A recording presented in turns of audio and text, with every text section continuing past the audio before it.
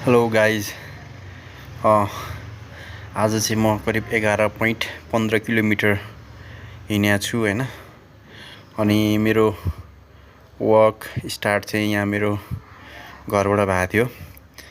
अनि म यसरी हिँड्दै होइन यहाँ यो जगडोल छेउमा पुगेपछि चाहिँ यसरी उकालो लागेर माथि जङ्गलमा एकछिन यताउता हिँडेर अनि फेरि तल झरेर फेरि म पुरै यहाँ जगडोल यो हाइकिङ स्टार्ट गर्ने ठाउँबाट म फेरि के भन्छ गोकर्णेश्वर वहाँ पुगेर अनि यहाँ माथि झन्डा डाँडा पुगेर होइन।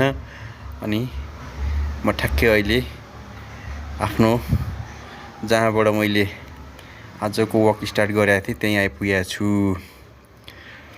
अनि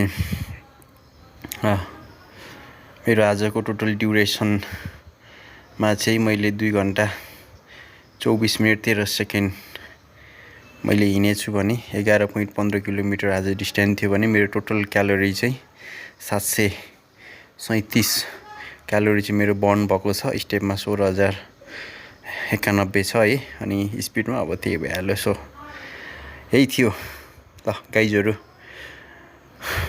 भोलि पनि